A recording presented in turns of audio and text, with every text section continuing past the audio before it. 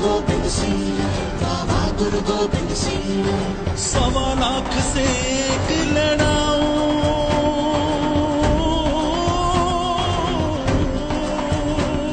बहादुर गोविंद सिंह। 1.25 लाख से एक लड़ाऊं, तबे गोविंद सिंह नाम का। बहादुर गोविंद सिंह, बहादुर गोविंद सिंह, बहादुर गोविंद सिंह।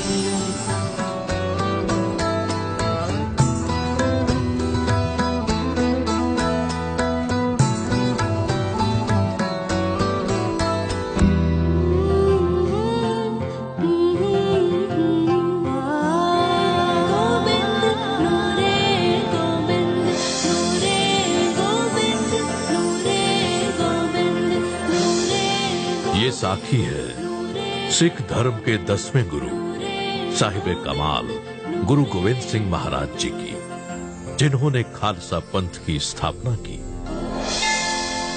पंडित शिवचंद पटना शहर के विख्यात पंडितों में से एक थे। रोज सुबह गंगा स्नान करने के बाद वो घंटों ध्यान लगाकर भगवान राम का सिमरन किया करते थे।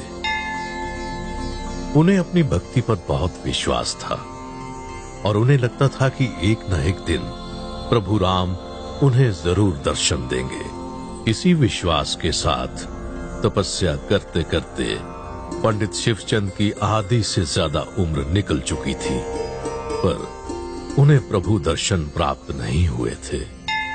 इसी बात से पंडित शिवचंद अक्सर दुखी रहते थे।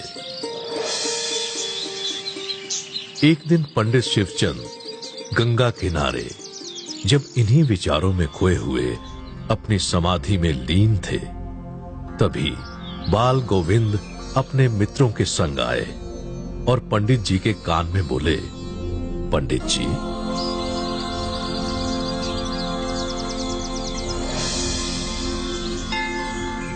पंडित जी ने जैसे ही अपनी आंखें खोली तो उन्हें साक्षात प्रभु राम के दर्शन हुए। पंडित जी ने अपना शीश गुरु जी के चरणों में नतमस्तक किया और अपने आप को उनके प्रति समर्पित कर दिया।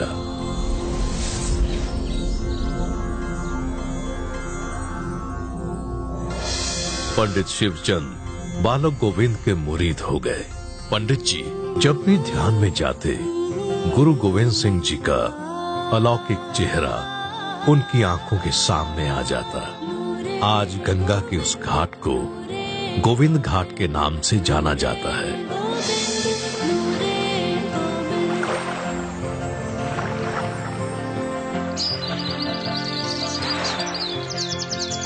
बालक गोविंद बचपन से ही बड़े तेज और हिम्मत वाले थे।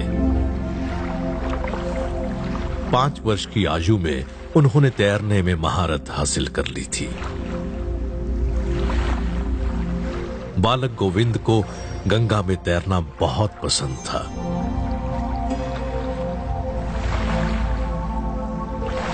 पंडित शिवचंद अक्सर उन्हें संभल कर तैरने को कहा करते थे, पर बालक गोविंद निडर होकर तेज लहरों और गहरे पानी का सामना करते हुए तैरने का आनंद लिया करते थे।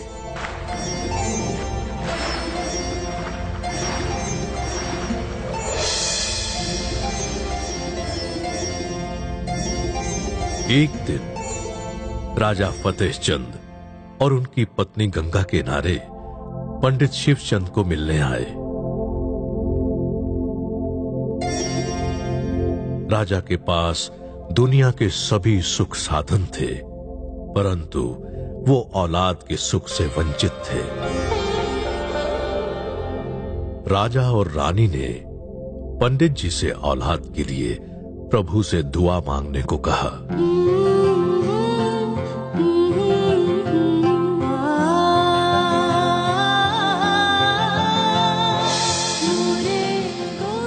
पंडित शिवचंद जी ने उन्हें बालक गोविंद के नूर के बारे में बताया।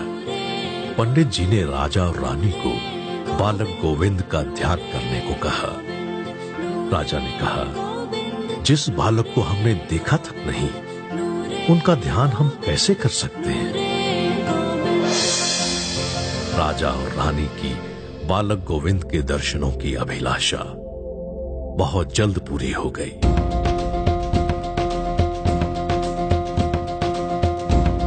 एक दिन बालक गोविंद अपने मित्रों के साथ राजा फतेह चंद के घर बिना बताए पहुंच गए। उस वक्त राजा और रानी दोनों ध्यान मुद्रा में थे और रानी औलाद के लिए दुआ मांग रही थी। उसी वक्त बालक गोविंद रानी की गोद में बैठ गए और कहा, मां, मैं आ गया।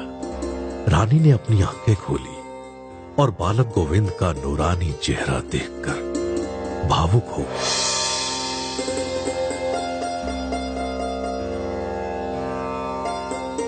बालक गोविंद ने रानी से कहा, मां, हमें भूख लगी है, हमें कुछ खाने को दे।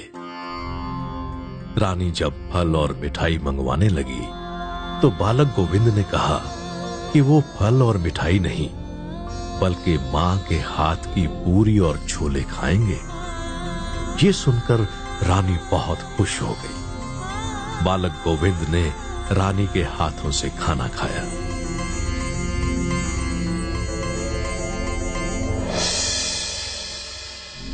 रानी को उस वक्त ऐसा महसूस हुआ मानो गुरुजी उनको औलाद का आशीर्वाद दे रहे हों। नूरे गोविंद, नूरे गोविंद, नूरे गोविंद, नूरे गोविंद। उस दिन के बाद बालक गोविंद राजा और रानी के घर अक्सर अपने मित्रों के साथ आते रहते थे। उन्हें वहां का बगीचा बहुत पसंद था। बालक गोविंद उस बगीचे में अपने मित्रों के साथ सारा दिन खेलते रहते और वहां पर पेड़ पौधों को पानी देते और वहां के माली की भी मदद किया करते थे। बालक गोविंद को ये सब करते हुए बहुत आनंद प्राप्त होता था।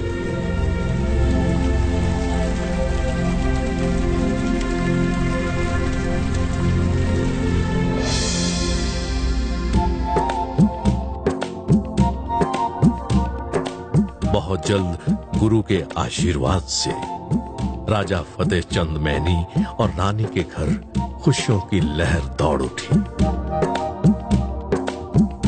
उनकी बरसों की मुराद पूरी हो गई और उनके घर एक सुंदर और स्वस्थ पुत्र ने जन्म लिया। जब बालक गोविंद पटना छोड़कर आनंदपुर साहिब जा रहे थे तब राजा ने अपने उसी घर को गुरुद्वारा बना दिया। आज उस गुरुद्वारे को मैनी संगत के नाम से जाना जाता है और आज भी वहां पूरी छोले का प्रसाद दिया जाता है।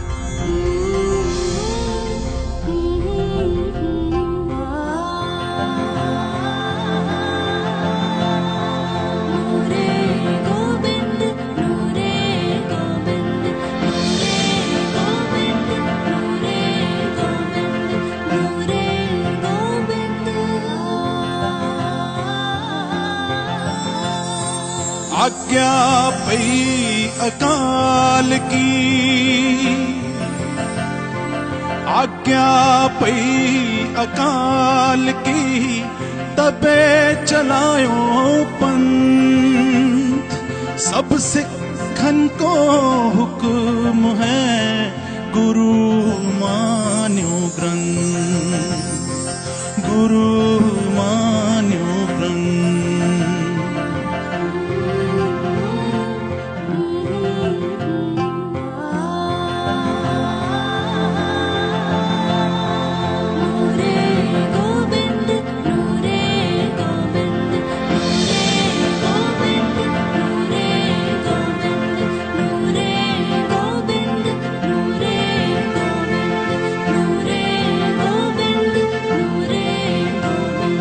पर्यटन विभाग बिहार श्री गुरु गोविंद सिंह महाराज जी के 350वें प्रकाश पर्व पर आपका हार्दिक स्वागत करता है।